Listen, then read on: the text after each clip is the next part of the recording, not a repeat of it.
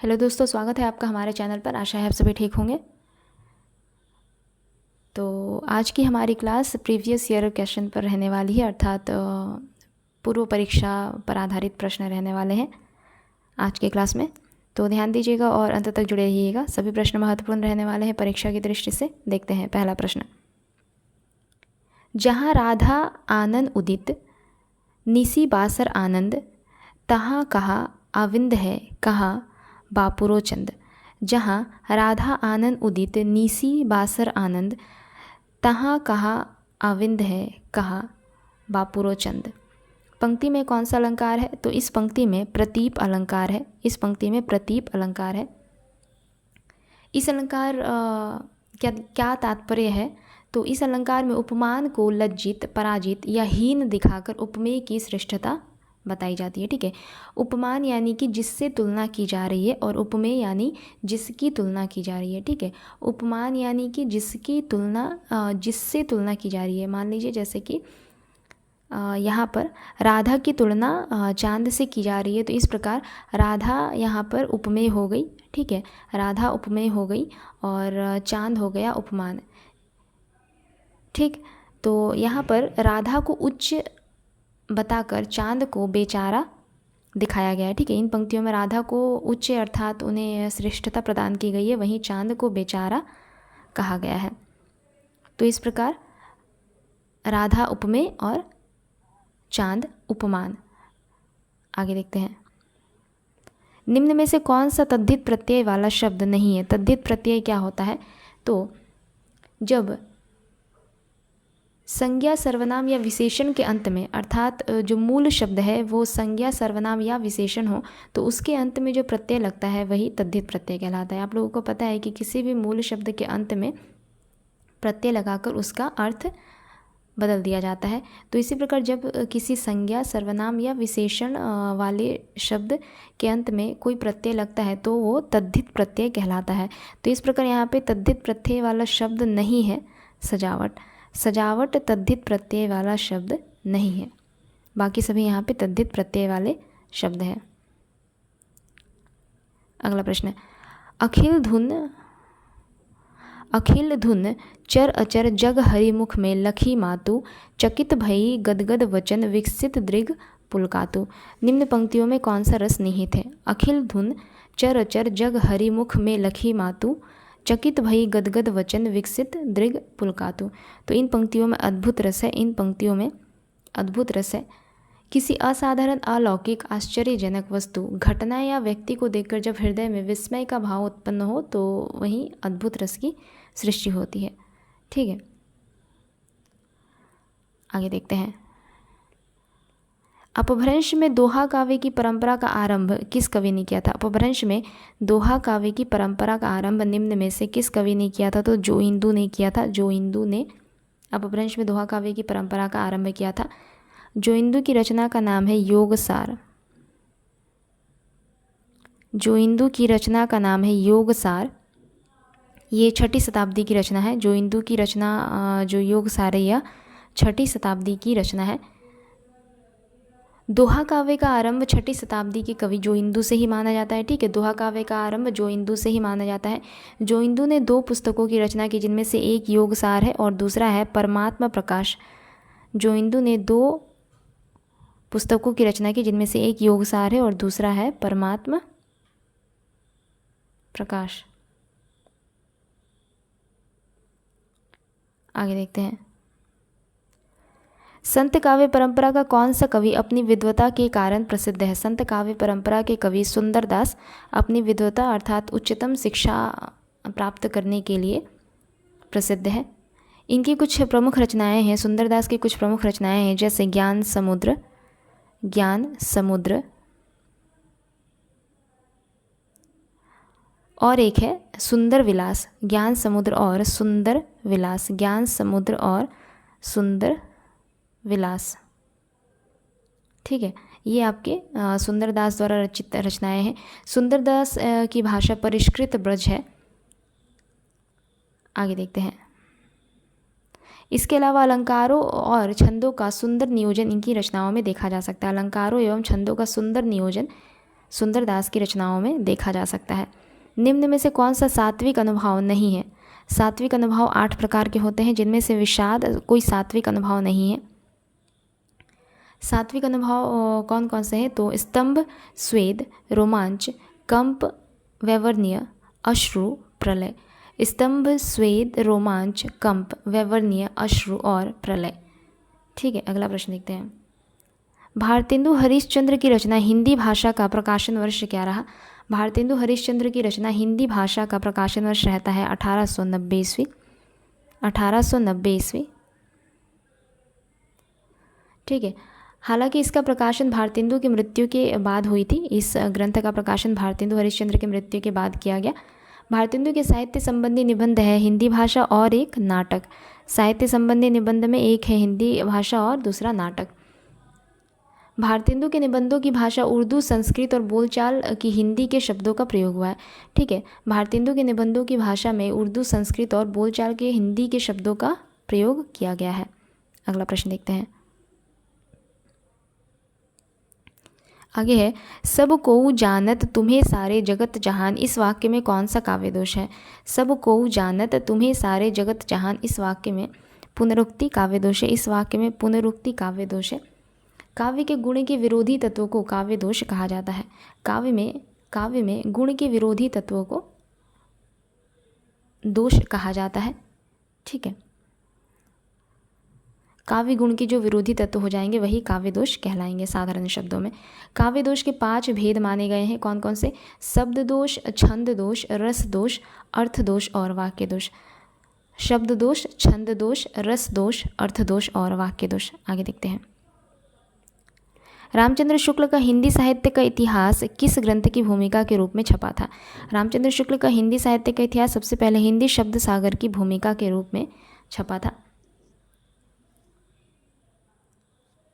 इसके अलावा हम अगर बात करें तो आचार्य शुक्ल का इतिहास मूलतः नागरी प्रचारणी सभा द्वारा प्रकाशित हिंदी शब्द सागर की भूमिका के रूप में हिंदी साहित्य का विकास के नाम से सबसे पहले सन 1929 में प्रकाशित हुआ। ठीक है, नागरी प्रचारणी सभा द्वारा प्रकाशित हिंदी शब्द सागर की भूमिका के रूप में हिंदी साहित्य का विकास नाम से सन 1929 ईस्वी में प्रकाशित हुआ था। खुली आँखों का सपना यात्रावृत्त के लेखक कौन रहे? खुली आँखों का सपना यात्रावृत्त के लेखक रहे मरुधर मृदुल। हिंदी में यात्रा वृत्तांत की परंपरा का सूत्रपात भारतेंदु से ही माना जाता है। इसके अलावा खुली आँखों का सपना नामक यात्रावृत्त को सोवियत लैंड पुरस्कार से भी नवाजा जा चुका है। ठीक है, खुली आँखों का सपना नामक यात्रावृत्त को सोवियत लैंड नेहरू पुरस्कार से नवाजा जा चुका है। अगला प्रश्न है, निम्नलिखित शब्दों में से कौन सा स्त्रीलिंग नहीं है? निम्नलिखित शब्दों में से कौन सा स्त्रीलिंग नहीं है? तो सेतु स्त्रीलिंग नहीं है। सेतु शब्द पुल्लिंग है और सेतु का अर्थ क्या हो जाता है? तो पुल। सेतु का अर्थ पुल। अगला प्रश्न है, वे दिन वे लोग शीर्षक संस्मरणात्मक रचना के लेखक कौन रहे? वे दिन वे लोग शीर्षक संस्मरणात्मक रचना के लेखक रहे शिवपूजन सहाय। इसे कब लिखा गया? तो सन 1946 ईस्वी में इसे लिखा गया। पद्म सिंह शर्मा द्वारा रचित पद्म पराग हिंदी का प्रथम संस्मरण माना जाता है। ठीक है, पद्म सिंह शर्मा द्वारा रचित पद्म पराग को हिंदी का प्रथम संस्मरण माना जाता है। विधा की दृष्टि से कौन सी रचना अन्य 3 से भिन्न है? विधा की दृष्टि से वट वृक्ष की छाया में नामक रचना अन्य 3 से भिन्न है। वट वृक्ष की छाया अमृतलाल नागर की जीवनी है। वट वृक्ष की छाया अमृतलाल नागर की जीवनी है। कुमुद नागर ने 2006 में वट वृक्ष की छाया जीवनी लिखी। ठीक है, कुमुद नागर ने सन 2006 में वट वृक्ष की छाया नामक जीवनी लिखी। आगे देखते हैं, कबीर और तुलसी भाषा में एक मिशन के तहत लिख रहे थे, यह कथन किसका है? कबीर और तुलसी भाषा में एक मिशन के तहत लिख रहे थे, यह कथन किसका है? तो यह कथन है बच्चन सिंह का। यह कथन है डॉक्टर बच्चन सिंह का। अगला प्रश्न देखेंगे, हिंदी काव्य शास्त्र में बौद्धिक रस की स्थापना करने वाले कौन विद्वान हैं? हिंदी काव्य शास्त्र में बौद्धिक रस की स्थापना करने वाले विद्वान रहे गणपति चंद्रगुप्त। हिंदी काव्य शास्त्र में बौद्धिक रस की स्थापना करने वाले विद्वान रहे गणपति चंद्रगुप्त। आगे है गारसा द तासी के इतिहास ग्रंथ द ला लिटरेच्यूर एंड दुई ए हिंदुस्तानी का दूसरा संस्करण का प्रकाशित हुआ तो सन 1871 ईस्वी में। यह इतिहास ग्रंथ 2 भागों में प्रकाशित हुआ। इसका जो पहला संस्करण था वह 1839 ईस्वी में प्रकाशित हुआ तथा दूसरा संस्करण 1847 ईस्वी में प्रकाशित हुआ। यह फ्रेंच भाषा में लिखा गया था। इसमें उर्दू और हिंदी के 738 कवियों का विवरण दिया गया है। ठीक है, इसमें उर्दू और हिंदी के 738 कवियों का विवरण अंग्रेज़ी के वर्ण क्रमानुसार दिया गया है। ठीक है, और केवल 72 कवि हिंदी से संबंधित थे। इस ग्रंथ में केवल 72 कवि हिंदी से संबंधित रहे हैं। 738 टोटल कवियों का विवरण उनके अंग्रेज़ी क्रमानुसार दिया गया है, जबकि उनमें से केवल 72 कवि ऐसे थे जो हिंदी साहित्य से संबंधित थे। ठीक है, आगे निम्नलिखित में से कौन सा वर्ण घोष महाप्राण है? तो ह जो है ह, यह घोष महाप्राण है। आगे देखते हैं। अर्थ निर्दिष्ट करने की दृष्टि से निम्नलिखित में से कौन सा उपसर्ग अन्य 3 से भिन्न है? तो परि जो उपसर्ग है यह अन्य 3 से भिन्न है। परि का अर्थ हो जाता है आसपास, चारों तरफ इत्यादि। इससे अगर कोई शब्द बने तो इस प्रकार हो जाएंगे, जैसे परिजन, परिक्रमा, परिपूर्ण, परिभाषा। बाकी जो यहाँ पे है ये सभी औ, अप और दु, ये सभी नेगेटिव सेंस में यूज़ किए जा सकते हैं, अर्थात नकारात्मक जो शब्द होते हैं। आगे है अवधि शिला का उस पर था गुरुभार, तिल तिल काट रही थी दृग जलधार। प्रस्तुत पंक्तियों में कौन सा छंद है? तो इस पंक्ति में बरवे छंद है। इस पंक्तियों में बरवे छंद है। छंद शब्द का सर्वप्रथम उल्लेख ऋग्वेद में मिलता है। दोहा, सोरठा, रोला और बरवे प्रमुख मात्रिक छंद है। ठीक है, दोहा, सोरठा, रोला और बरवे ये प्रमुख मात्रिक छंद है ये सभी। इसके अलावा छंद 2 प्रकार के होते हैं, वर्णिक छंद और मात्रिक छंद। यहाँ पर जो चारों है ये सभी कौन से छंद हैं? तो मात्रिक छंद है। अगला प्रश्न, काप, भाव और शरीर का सौंदर्य उनके यहाँ उत्सव रूप में है। विद्यापति के संदर्भ में यह कथन किसका है? तो विद्यापति के संदर्भ में यह कथन है राम स्वरूप चतुर्वेदी जी का। विद्यापति पंडित हरि मिश्र के शिष्य थे। विद्यापति पंडित हरि मिश्र के शिष्य थे। इसके अलावा बच्चन सिंह ने विद्यापति को जातीय कवि कहा है। बच्चन सिंह ने विद्यापति को जातीय कवि कहा है। अगला प्रश्न है, साखी सबदी दोहरा कही किहनी उपखान, भगति निरूपही भगति कली निंदहीनही वेद पुराण। उपर्युक्त पंक्तियों के रचनाकार कौन रहे? तो इन पंक्तियों के रचनाकार रहे तुलसीदास। शुक्ल जी ने तुलसीदास को स्मार्त वैष्णव कहा है। इसके अलावा तुलसी को हिंदी का जातीय कवि भी कहा जाता है। तुलसीदास को हिंदी का जातीय कवि भी कहा जाता है। आगे है पौन मया करी घूंघट टारे, दया करी दामिनी दीप दिखावे। पौन मया करी घूंघट टारे, दया करी दामिनी दीप दिखावे। काव्य पंक्ति किस कवि की है? तो यह काव्य पंक्ति है नेही नागरीदास। बाकी तीनों रीतिबद्ध धारा के प्रमुख कवि रहे, पद्माकर, देव और ग्वाल।